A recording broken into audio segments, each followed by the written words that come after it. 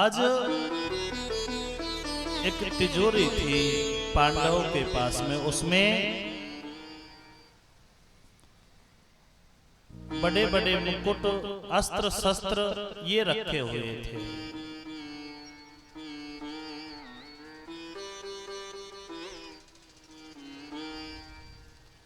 अस्त्र शस्त्र रखे हुए थे।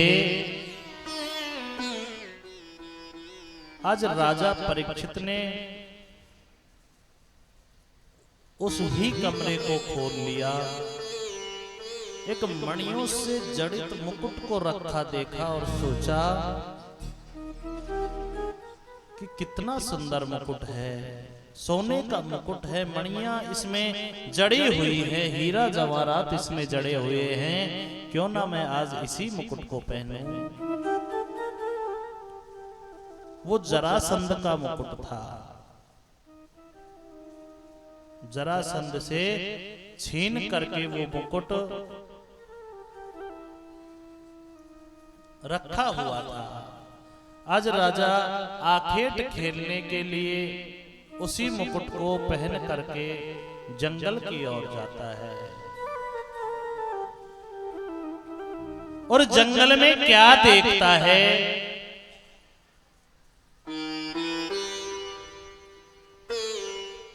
एक गाय है, वो विलाप कर रही है।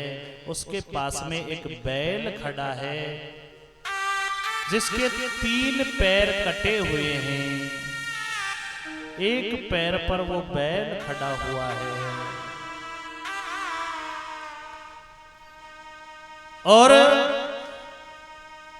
एक काला काला मनुष्य हाथ में तलवार लिए उस बैल के उस चौथे पैर को काटने के लिए प्रहार कर रहा है।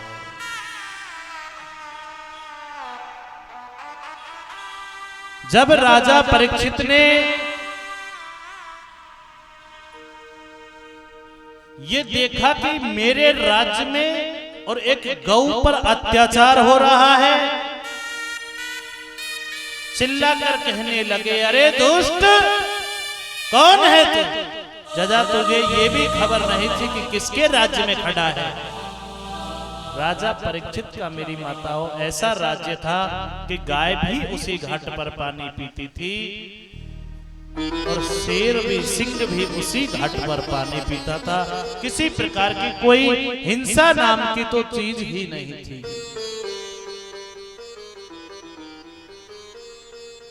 राजा परीक्षित पास में गए, देखा कि बैल के 3 पैर कटे हुए हैं, केवल एक ही पैर बचा है। अब ये बताओ, शिव मंदिर यहाँ कौन कौन जल चढ़ाने आते हैं? सब आते होंगे। क्या दर्शन करते हो आप? भोले बाबा को जली चढ़ा दिया, कई तो माता है, इसको देखते हैं हम तो भाई ऐसे पकड़ लिया है भोले बाबा को। मैं कहा उखाड़ ले जाओ अपने घर, क्या कहें। उधर शंकर भगवान को बूंदी रख रखे हैं, क्योंकि कई दिनों से भोले बाबा बूंदियों का प्रसाद की बाट निहार रहे थे। सोच रहे थे कि कोई भक्त आएगा, बूंदी रख के चला जाएगा पत्थर पे और मैं उठा के खा लूंगा, क्योंकि भूखा बैठा है भोले बाबा, तो पत्थर पे खाएगा। तुम थालियों में खाते हो, बाबा पत्थर पे खाएगा। सोच लो भाई, क्या कर रहे हो? पूजा कर रहे हो कि अनर्थ कर रहे हो? अरे भगवान के आगे थाली रखो, निवेदन करो प्रभु से कि प्रभु जैसा आपने दिया है वैसा आपको अर्पण है प्रभु, आइए भोग लगाइए, आंख बंद करिए। हैं? देखते हैं कई भक्त, अब समय कम है, कहानी सुनाने को मन करता है। एक माता थी और आ गई भोले बाबा के ही मंदिर में और कह रही कि भोले बाबा, मेरा बेटे की नौकरी लग जाए, तेरे 11 रुपए का प्रसाद चढ़ाऊंगी। बेटे नौकरी की तैयारी करने लगा, बढ़िया से मंत्री से बात करी, उसको जैक चेक लगाया और 3 लाख में मंत्री से बात कर ली। भोले बाबा से 11 रुपए में बात करी है और मंत्री से 3 लाख रुपए में। बच्चा नौकरी लग गया, ड्यूटी चढ़ गया, ज्वाइनिंग हो गई, छुट्टी काट के घर आया। छुट्टी काट के जब घर आया तो पिताजी के पास बैठा हुआ था।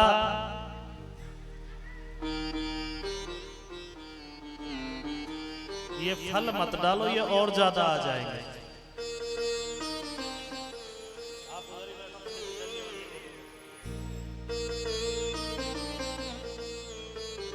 बात ये हुई कि पिताजी के पास बैठा हुआ था, जब छुट्टी से घर आया था, माता ने कहा बेटा मैं तो वहां मंदिर पे तेरी नौकरी का 11 रुपए का प्रसाद बोलकर आई थी, काफी दिन हो गए वो चढ़ाया नहीं है, जा बेटा आज जा करके तू चढ़ाया। पिताजी ने निकाल करके 10 रुपए दे दिए कि ले बेटा 10 रुपए का प्रसाद चढ़ाया। माता कहने लगी कि 11 रुपए का प्रसाद बोला था। पिताजी कहने लगे कोई बात नहीं, अब खुला नहीं है, 10 का ही चढ़ाया, 1 रुपया वहां भी खा गए। 10 रुपए की बर्फी ले आए, आ गए भोले बाबा के पास में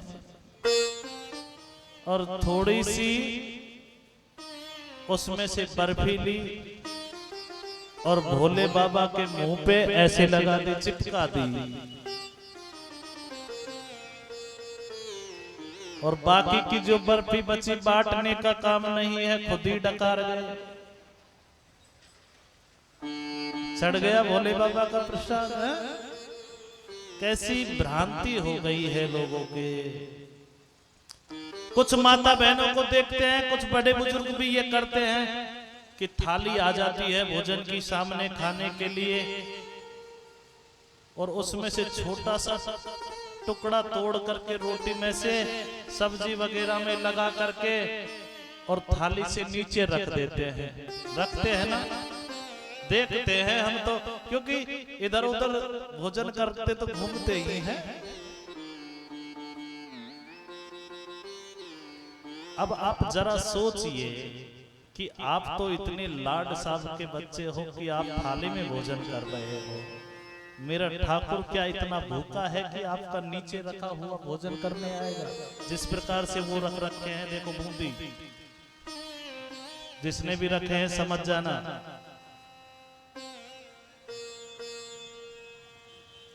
आप तो थालियों में भोजन करते हो, भोले बाबा को पत्थर के ऊपर खिला दिए, 2 बूंदी रख दी। भोग लगाना मना नहीं है, प्रभु के आगे रखो और हाथ जोड़ के आंख बंद करके प्रार्थना करो कि प्रभु हम तो आपको क्या खिला सकते हैं, आप ही खिलाने वाले हो, लेकिन प्रभु जो हम पान पुष्प आपके लिए लेकर आए उसे प्रेम पूर्वक ग्रहण करो और हमारे परिवार के ऊपर अपना आशीर्वाद बनाए रखो। ऐसी प्रार्थना करके प्रभु का भोग लग गया। अब भैया ठाकुर जी के मुंह के ही बूंदी चिपकानी है तो बात अलग है, पत्थर के ऊपर ही रख के खिलानी है तो अब देख लेना।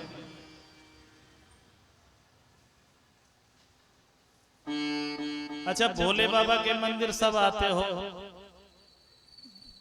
तो नंदी जी महाराज के पैर कितने हैं? कितने पैर हैं बताओ? दर्शन करते होंगे रोज, तभी तो हम कहते हैं कि बस घंटा हिलाने से, पानी चढ़ाने से कुछ नहीं होने वाला। वहां जाकर देखो कि आखिर छवि कैसी है प्रभु की, उसका दीदार करो। कैसी ड्रेस पहन रखी है, कैसा मुकुट पहन रखा है, कैसी माला पहन रखी है। अब मुझे ये बताइए कि नंदी ये बैठे, खूब तगड़े सारे नंदी विराजमान करवाए हैं बिट्टू जी ने, ये तो बताओ पैर कितने हैं? नंदी के पैर कितने हैं भाई? एक है कि दो है कि तीन है कि चार है? इशारे से बताओ तो सही कुछ। अच्छा, चार है। चार, सारे चार बता रहे। देखे आपने चार पैर? नंदी के एक पैर नजर आता है जो ऐसे उठा रहता है, अगला वाला देख लेना कल आओ जो। अब वो एक पैर कौन सा है? तीन पैर खत्म हो चुके हैं। ये भी ध्यान देने योग्य बात है कि वो एक पैर आगे क्यों है, सारे पैर पीछे हैं। कट गए कि कहां चले गए पता नहीं, लेकिन वो एक पैर आगे क्यों है, उसका भी तो कोई कारण होगा। सुनाए कि रहने दे? सुना दे। नंदी महाराज जो है वो साक्षात क्या है? धर्म।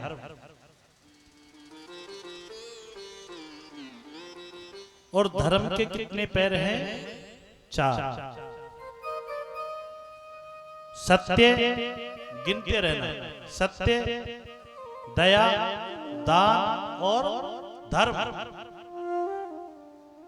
चार पैर ये है। सत्य खत्म हो गया। जब राजा परीक्षित ने ये देखा कि इस बैल का एक पैर ही बचा है, इस पैर को भी काटने के लिए ये मनुष्य दौड़ रहा है, चिल्ला कर बोला, अरे दुष्ट, अरे पापी कौन है तू? तुझे खबर नहीं कि किसके राज्य में आकर के तू ये दुष्ट कार्य कर रहा है, पापी कार्य कर रहा है? कलियुग हाथ जोड़कर खड़ा हो गया, हे राजन, अब मेरा आने का समय हो गया है। मैं कलियुग हूं। अब तो प्यारे कलियुग, लेकिन तुम मेरी बिगर अनुमति के मेरे राज्य में कैसे प्रवेश कर गए? कलियुग हाथ जोड़कर पुनः कहने लगा, प्रभु अब क्या करूं, मुझे आना ही था, इंतजार कर लिया, अब इंतजार नहीं होता प्रभु। मुझे तो आप कुछ स्थान ही बता दीजिए,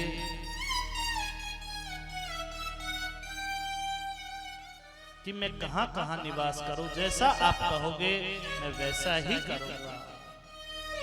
राजा परीक्षित कहता है, घृतपानम स्त्रियः सुनायत्रा धर्मस्य दुर्विधा।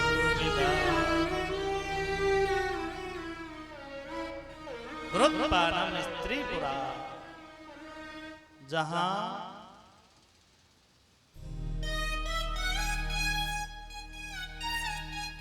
शराब का सेवन होता हो,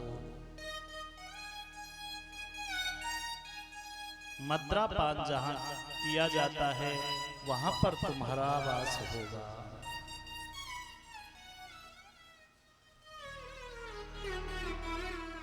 और जहां पर जुआ खेली जाती है, सट्टा लगाया जाता है, वहां पर भी तुम्हारा वास होगा। और जहां पर गमन होता है, वैश्याल्य जहां होता है, वहां पर भी तुम्हारा वास होगा।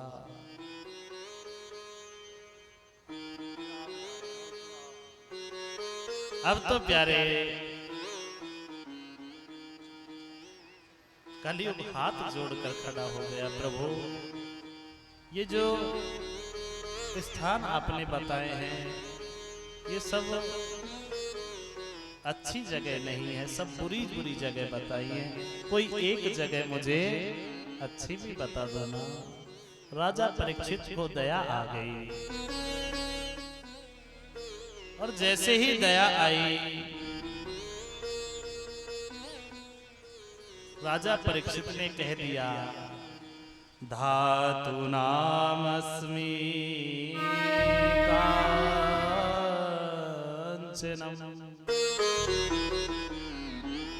धातु नाम अस्मि कांचनम, अर्थात सोने में भी तुम्हारा वास होगा। लेकिन सुन, कौन से सोने में वास होगा?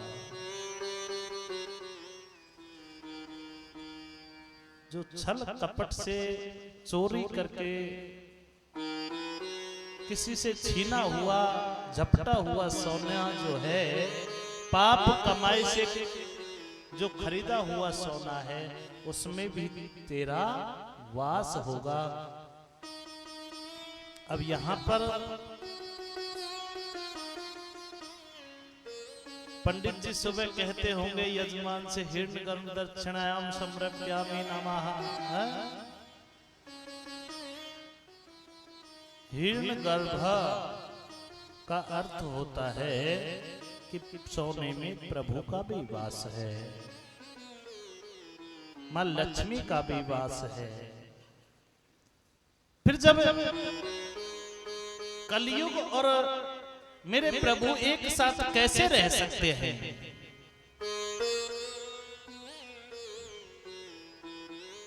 तो कहा कि जो छल कपट से चुराया हुआ सोना है उसमें कलयुग का वास है, जो अपनी पुण्य कमाई से खरीदा हुआ सोना है उसमें प्रभु का वास होता है, मां लक्ष्मी का वास होता है। जब इतना सुना कलयुग ने, जो मुकुट पहन रखा था राजा परीक्षित ने, वो जरासंध से छल करके चुराया हुआ मुकुट था, तुरंत कलयुग उठ करके और राजा परीक्षित के सर पर जाकर बैठ गया। और जैसे ही सर पर बैठा, तुरंत राजा परीक्षित के बुद्धि में विकृति आ गई और आगे बढ़ गया। अब तो राजा परीक्षित को उस घनघोर जंगल में प्यास सताने लगी और एक दूरी पर देखा कि एक कुटिया बनी हुई है। उस कुटिया पर गए। वो कुटिया समीक ऋषि की कुटिया थी। उस कुटिया पर समीक ऋषि अपनी तपस्या में बैठे हुए थे। राजा परीक्षित जब पहुंचा तो वो समीक ऋषि उनके लिए खड़े नहीं हुए। अब तो विकृति आई हुई थी राजा परीक्षित को। सोचा कि ये अभिमान से समीक ऋषि खड़ा नहीं हो रहा है, इसको अभिमान हो गया है। इसको ये पता नहीं कि एक चक्रवर्ती राजा तेरी कुटिया पर आया है, इसको खड़ा होना चाहिए था, जलपान कराना चाहिए था, मेरा सम्मान करना चाहिए था। लेकिन ये तो ढोंग कर रहा है। इसने तो आंखें और बंद कर ली मुझे देखकर। एक मरा हुआ सर्प पड़ा था, उस सर्प को अपने बाण से उठा करके समीक ऋषि के गले में डाल दिया। और जब समीक ऋषि के गले में डाला, और जब समीक ऋषि के गले में डाला तो गोरमुख नाम का एक शिष्य था समीक ऋषि का। वो दौड़ता हुआ श्रृंगी ऋषि के पास गया जो गंगा में स्नान कर रहा था। जो श्रृंगी ऋषि हैं वो समीक ऋषि के बेटे हैं।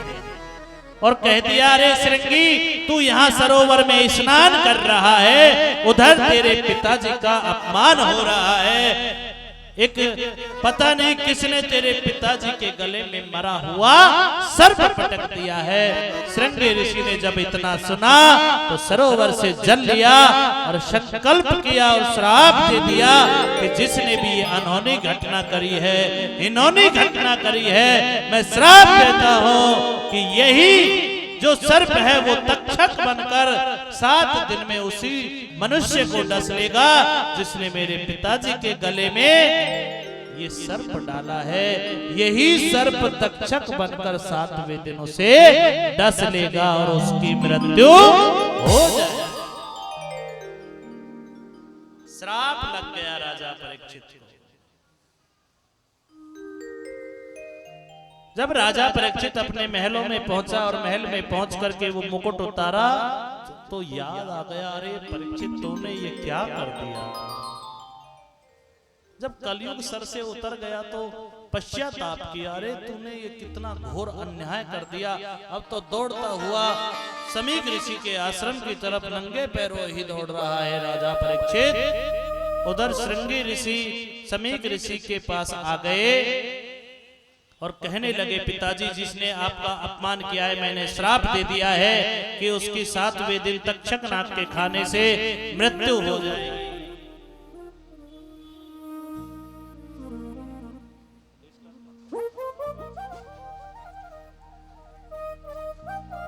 ऐसा श्राप दे दिया।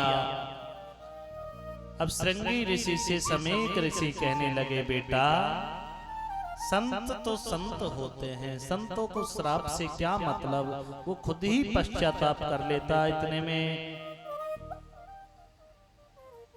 श्रृंगी ऋषि को समेक ऋषि समझा रहे हैं।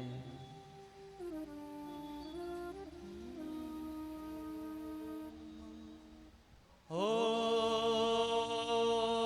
संत हृदय नव नीति समाना, आगम निगम पुराण बखाना। राम सिया राम, बोलिए सभी बोलिए राम जय जय राम, राम सिया राम जय जय राम। संत हृदय नवनीत समाना, आगम निगम पुराण बखाना। नवनीत किसको कहते हैं? मक्खन को। मक्खन होता है ना, उसको कहते हैं नवनीत। और संतों का हृदय नवनीत की बराबर कोमल होता है। लेकिन संत होना चाहिए, वास्तविक संत जो होगा इतना कोमल हृदय होता है संत का तो प्यारे। लेकिन आज इस कली काल में बड़ी दुर्गति हो रही है, और हमारी माता भी इतनी भोली भाली है कि भेड़ चाल चला रखी है। एक माता पहुंच गई, नाम तो क्या लो उन संतों का, आप सब जानते हो। लेकिन सोचा करो, फिर उनके आश्रमों में जाया करो। यूं ही मत जाया करो कि जी चमेली जा रही है तो चल मैं भी चल चलो, हैं? ऐसा नहीं होना चाहिए, अच्छे से सोचना चाहिए।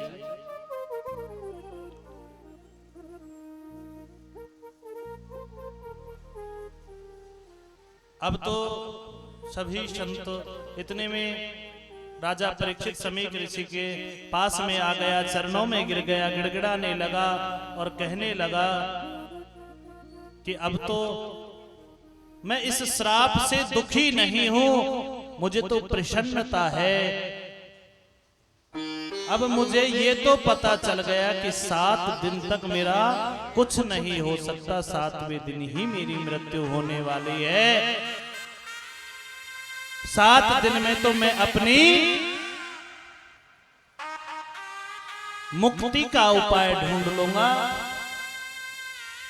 बड़े बड़े संत आए और मुक्ति का उपाय ढूंढने लगे।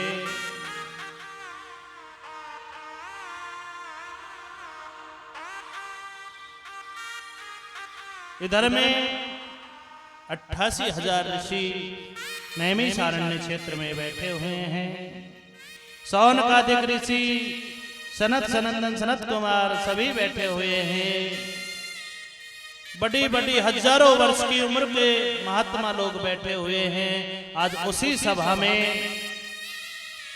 श्री सुखदेव जी महाराज पधारते हैं। सभी संत खड़े होकर के उस बालक का, आज 16 वर्ष की उम्र है सुखदेव जी की, जो उस सभा में हजारों वर्ष की उम्र लिए हुए संत बैठे थे, जो खड़े होकर साष्टांग प्रणाम कर रहे हैं सुखदेव जी से। क्योंकि वो इतने बड़े प्रतापी विरक्त जन हैं, संत हैं, कि सुखदेव जी के बराबर कोई विरक्त हुआ ही नहीं। जो जन्म से ही विरक्त हैं, जिसको यही नहीं पता कि पुरुष कौन है, स्त्री कौन है, पशु क्या है, पक्षी क्या है, कुछ नहीं पता। इस मोह माया से तो वो बहुत दूर है।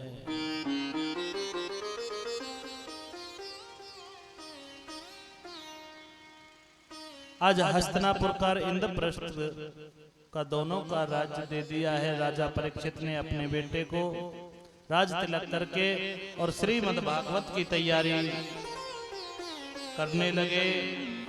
सुंदर सा आसन बनाया गया, सुखदेव जी को विराजमान किया गया। कथा वक्ता के रूप में सुखदेव जी विराजमान हुए। शरद सनंदन सनत कुमार सभी विराजमान हैं। व्यास गद्दे के आगे राजा परीक्षित का आसन बनाया गया। अब तो सुखदेव जी महाराज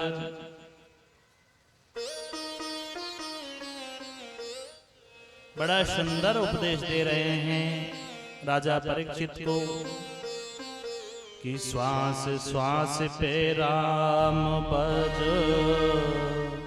वृथा सास मन खोय, ना जाने या सास को आवन हो ये ना हो। कि श्वास श्वास पर कृष्ण भज राम भज, वृथा सांस मत खोए, ना जाने या सांस को आना होए। हे राजा परीक्षित, हर सांस पे मेरे उस बंशी वारे का, बिहारी जी का, कन्हैया का नाम का स्मरण करो। वो ऐसे दयालु हैं कि कर से करम करहु विधि नाना, कर से कर में करहु वेद नाना, मन राखे ओझा कृपा निधाना। राम सिया राम सिया राम जय जय राम, राम सिया राम सिया राम जय जय राम, राम सिया राम सिया राम जय जय राम, राम सिया राम सिया राम जय जय राम। आज तो परीक्षित जी कथा सुनाने लग गए हैं। सुखदेव जी महाराज आसन पर विराजमान हो गए।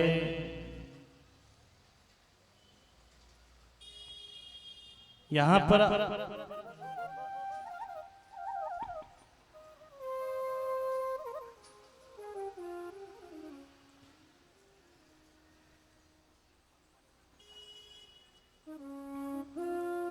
और कह रहे हैं राजा परीक्षित कि राजा सुखदेव जी कह रहे हैं राजा परीक्षित से कि राजन, जो ये युग चल रहा है ना, कलयुग, कलयुग जैसा युग तो कोई आया ही नहीं। क्योंकि जब सतयुग था ना, तो व्यक्ति की उम्र हुआ करती थी 1,00,000 वर्ष।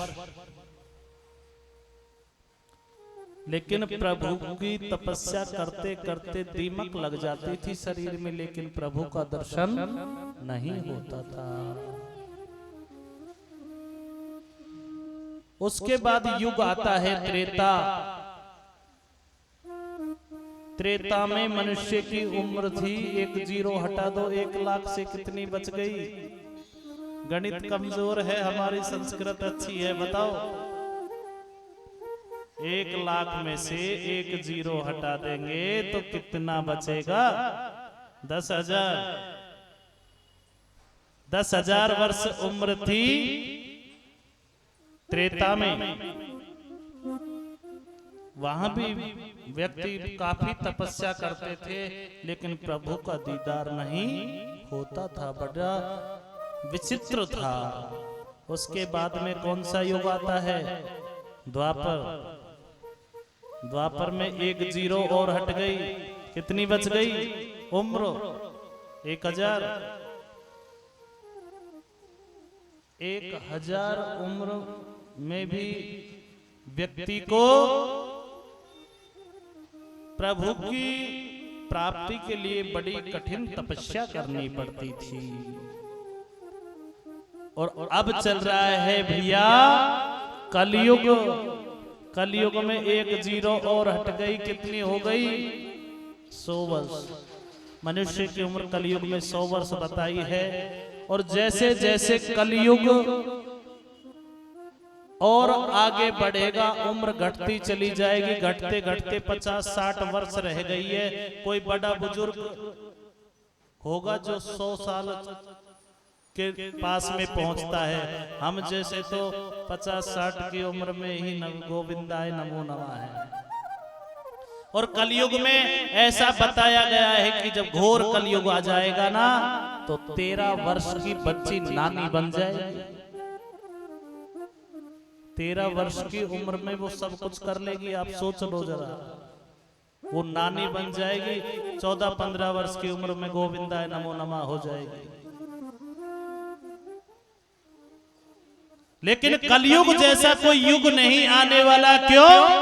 कि कलयुग केवल नाम आधारा, कलयुग केवल नाम आधारा, सुमेरे सुमेरे नरे उतर पारा, कलयुग केवल नाम आधारा, सुमरे सुमरे नरे होते रही पारा। राम सिया राम सिया राम जय जय रामा, राम सिया राम सिया राम जय जय रामा, भावे को भाव आल आल से हो, भावे को भावे अलख आलस हो, नाम जपत मंगल दिशि हो, को भावे अलख आलस हो, नाम जपत मंगल दिशि दस हो। राम सिया राम सिया राम जय जय रामा, राम सिया राम सिया राम जय जय रामा। कलयुग केवल नाम आधारा और सुमर सुमर नरे उतरे ही पारा। कलयुग में तो प्यारे एक नाम ही आधार है। नाम रटते रहो, काम करते रहो, प्रभु का स्मरण करते रहो। जैसे भी हो, जिस स्थिति में हो, इस देश में परिवेश में, हर देश में रहो।